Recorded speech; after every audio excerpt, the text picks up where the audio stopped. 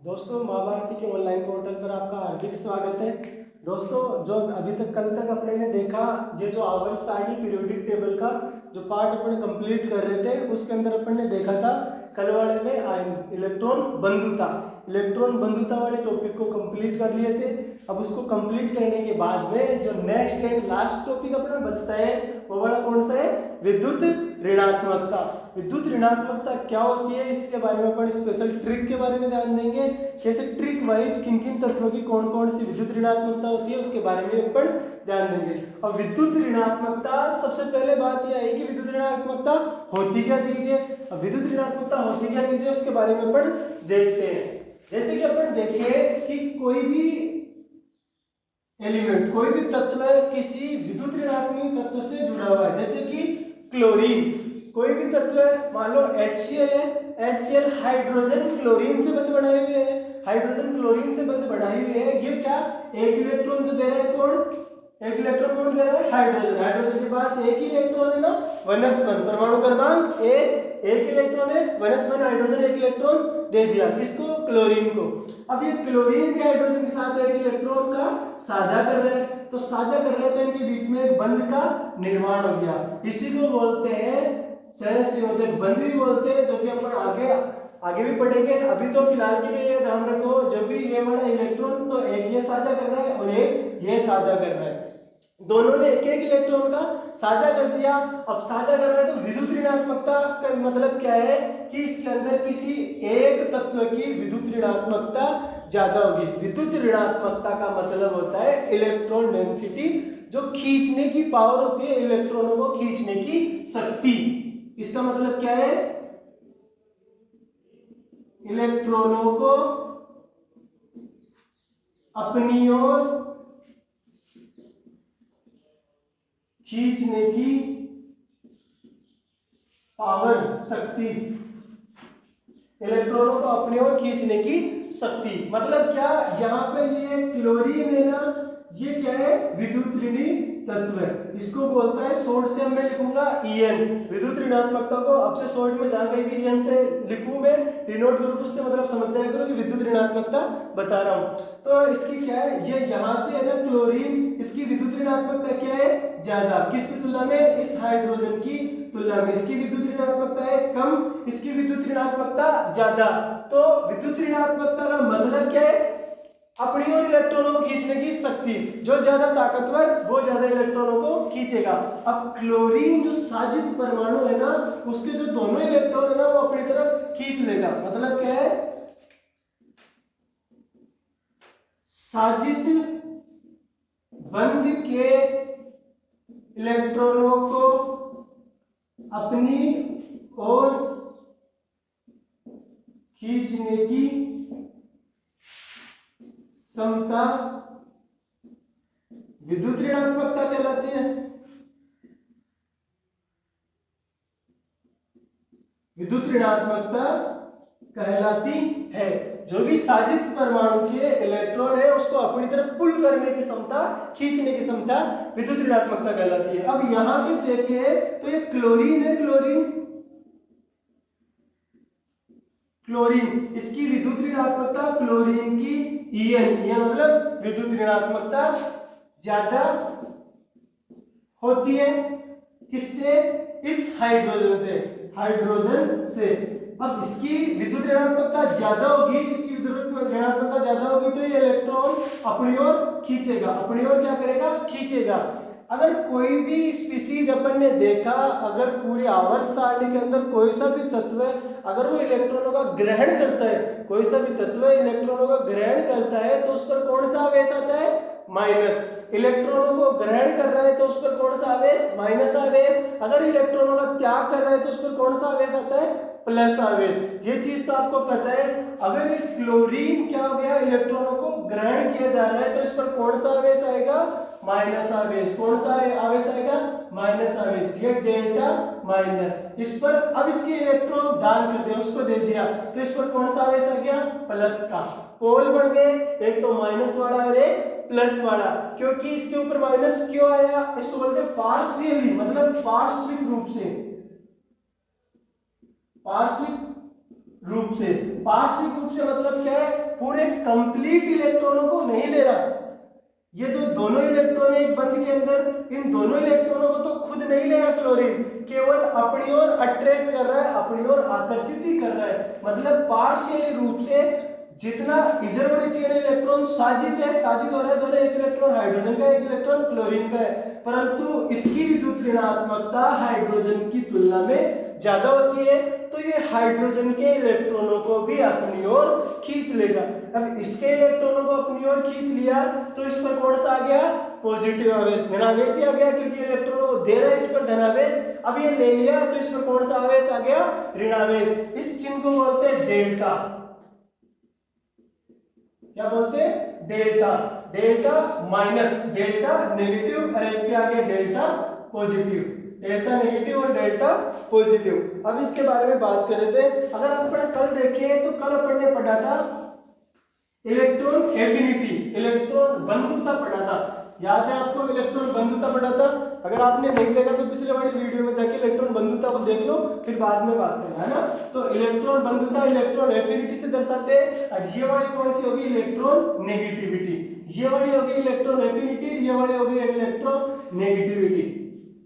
इसके अंदर क्या था, एक आइसोलेटेड गैसीय परमाणु, कौन सा था, आइसोलेटेड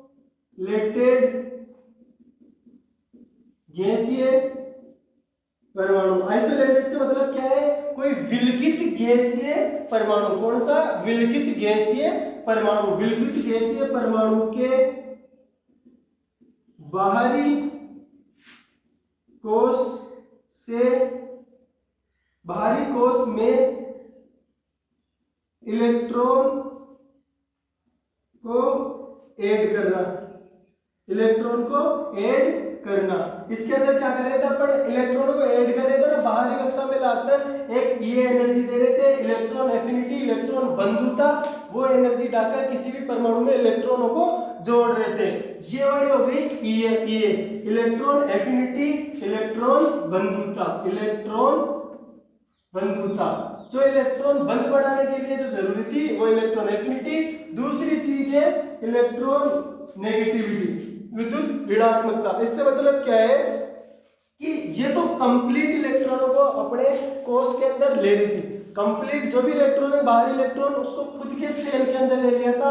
लेकिन इलेक्ट्रॉन नेगेटिविटी में क्या हो रहा है, इसके अंदर होता है पार्शियली रूप से इलेक्ट्रॉनों को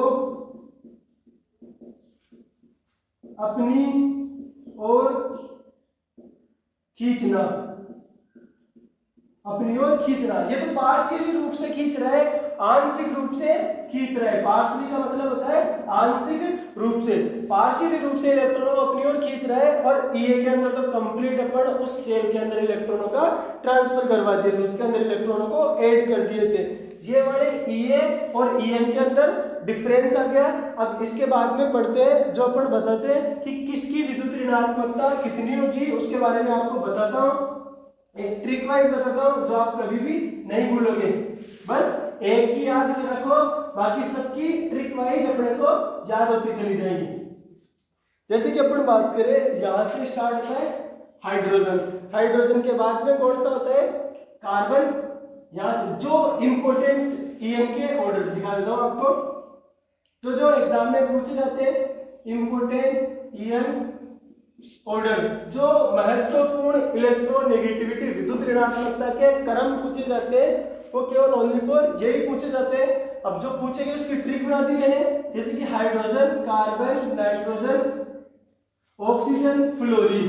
फ्लोरीन के चलते नाइट्रोजन के बाद में कौन सा होता है, फास्फोरस, इसके बाद में सल्फर, इसके बाद में क्लोरीन, ब्रोमीन और ये आयोडीन। ये वाला हो गया। इसके अंदर से जितने भी क्वेश्चन आएंगे वो यहीं से आएंगे।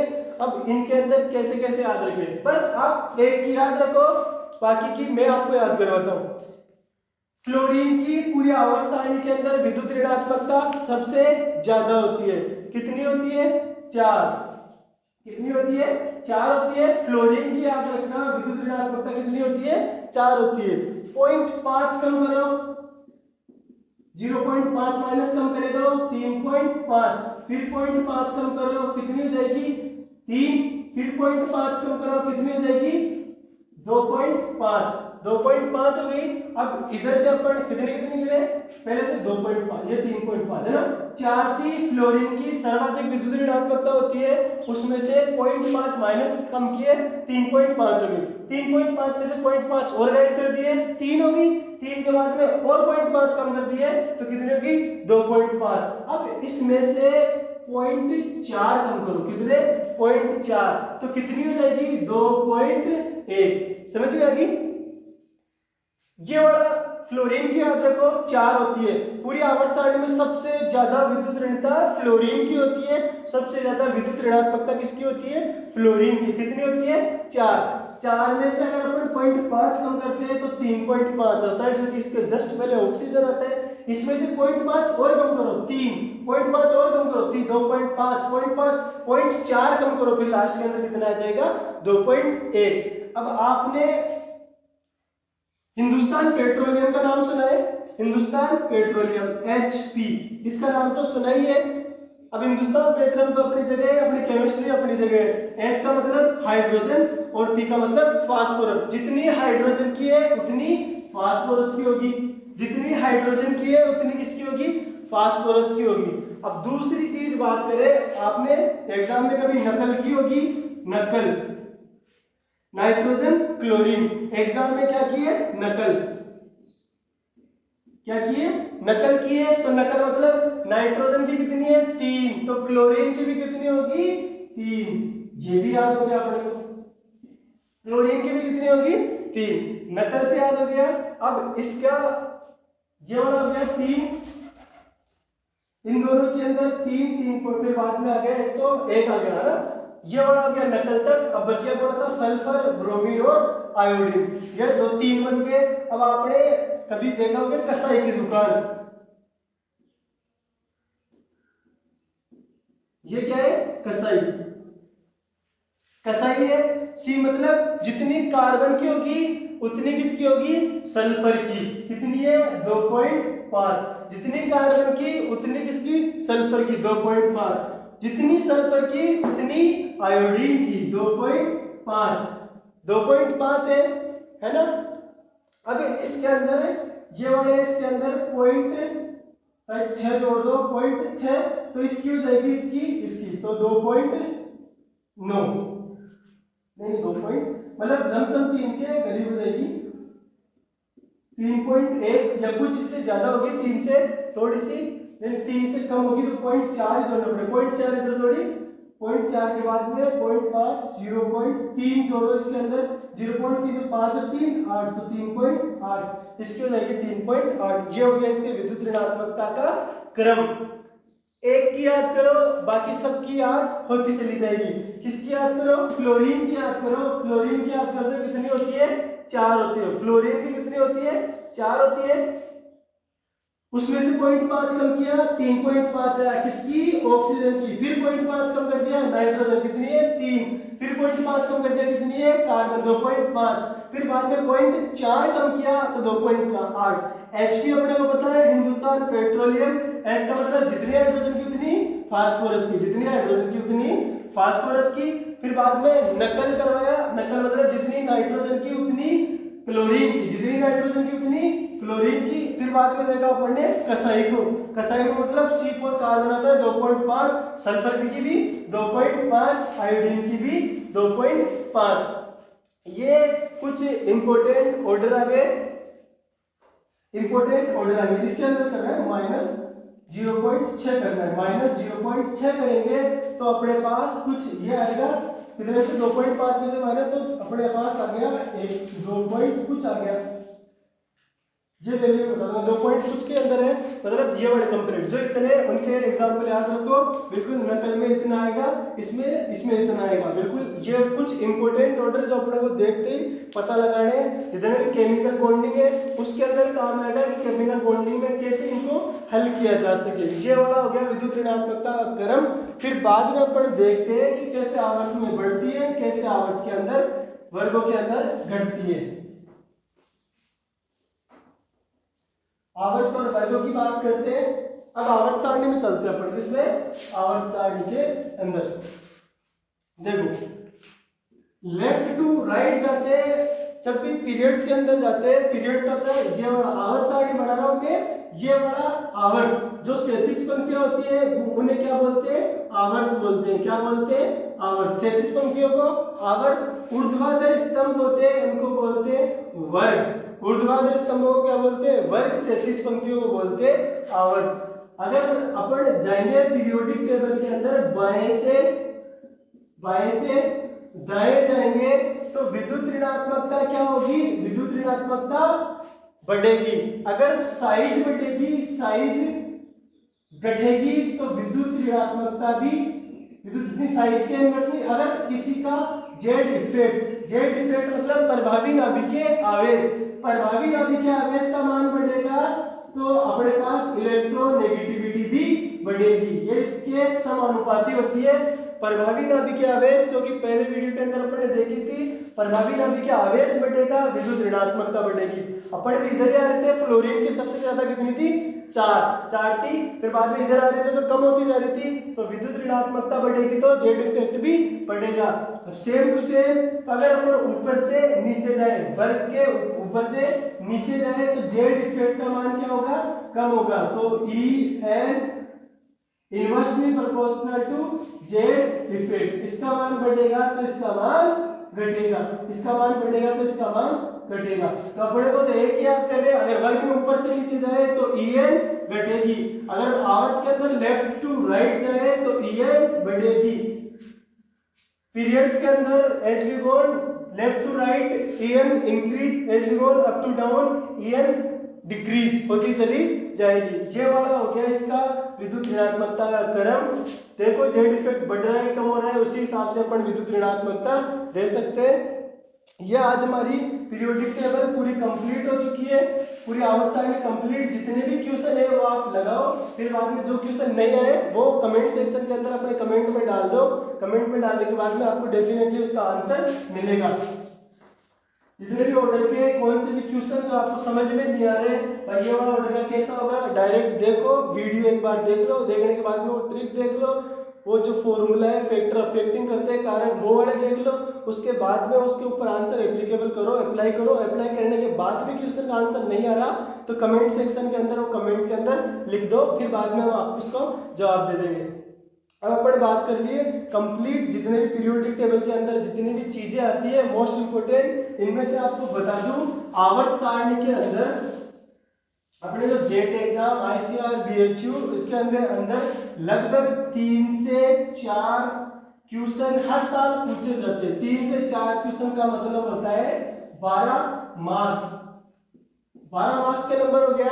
12 नंबर तो अपनी रैंक डिसाइड भी कर सकता है। 12 नंबर आ गए तो पता नहीं लाखों के ऊपर भी पहुंच सकते हैं। तो इसलिए 3 से 4 क्वेश्चन और कितने नंबर के आते हैं, 12 नंबर के। क्वेश्चन 4 नंबर का आता है। अब 12 नंबर के क्वेश्चन आ गए, अगर 3 या 4 क्वेश्चन आ गए उसके हिसाब से अपने 12 नंबर आ गए, तो ये वाला टॉपिक इंपॉर्टेंट ही है।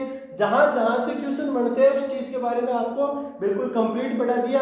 जो वीडियो मेरी नहीं देखी उसको दोबारा देखे, नहीं समझ में आए तो कमेंट सेक्शन के अंदर अपना जो कमेंट कर दे, क्योंकि यहाँ पे प्रॉब्लम आ रही है, आपको रिप्लाई मैं कर दूंगा जल्दी, है ना। ठीक, धन्यवाद।